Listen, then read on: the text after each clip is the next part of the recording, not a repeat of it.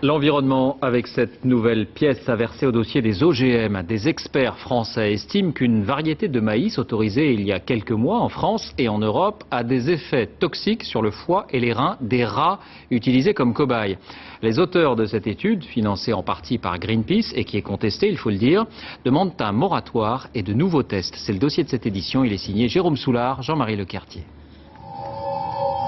Le maïs Monsanto 863 est né de la recherche privée américaine dans les années 80.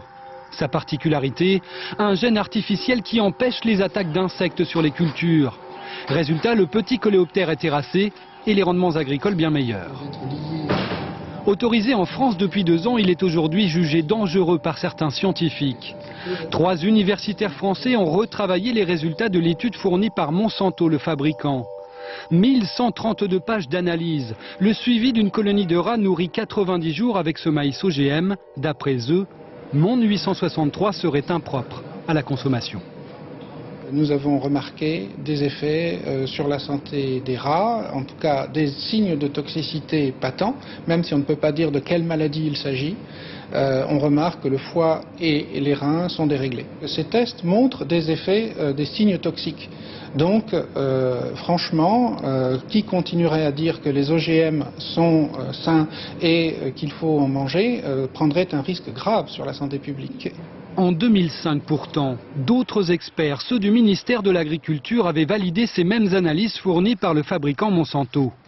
Sans état d'âme, Marc Felous et ses collègues autorisaient alors la vente du Mon 863 sur le territoire français.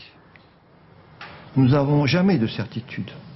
Nous disons, avec les connaissances d'aujourd'hui, avec les résultats que nous avons, nous pensons que... Mais comme nous n'avons jamais 100% de certitude, personne n'a 100% de certitude dans la vie, nous demandons quand même toujours, associer à notre autorisation, une surveillance. C'est ce qu'on appelle la biovigilance. Chez Monsanto, le semencier américain, on réfute en bloc ces enquêtes inquiétantes. Aujourd'hui dans le monde, les OGM représentent 102 millions d'hectares cultivés, 4 fois la surface agricole de la France. Des millions de consommateurs depuis 15 ans et selon le fabricant, pas un problème de santé signalé. Soyons clairs, personne n'a envie de mettre un produit qui soit dangereux pour la santé et tout sera fait pour éviter ce genre de choses. Et encore une fois, depuis que les cultures génétiquement modifiées sont cultivées, elles ont été largement étudiées avant mise sur le marché et après la mise sur le marché et aucun incident n'a été relevé, aucun incident notable n'a été relevé et documenté scientifiquement. Et l'indépendance scientifique justement. Aujourd'hui, les experts qui décident n'ont que les analyses des fabricants OGM pour trancher. Des travaux classés confidentiels par les firmes privées, donc inaccessibles aux autres chercheurs. En 2005, c'est une décision de justice qui a permis l'accès aux données sur le maïs 863. Les contradicteurs commençaient alors leurs travaux.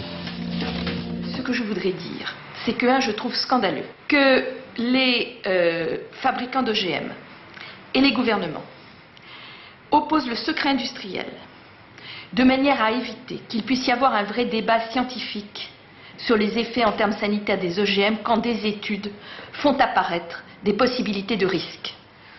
Aujourd'hui en France, de nombreux produits génétiquement modifiés sont en vente libre dans le commerce.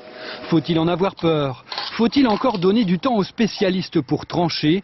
Sur ces questions, les scientifiques continuent de se déchirer.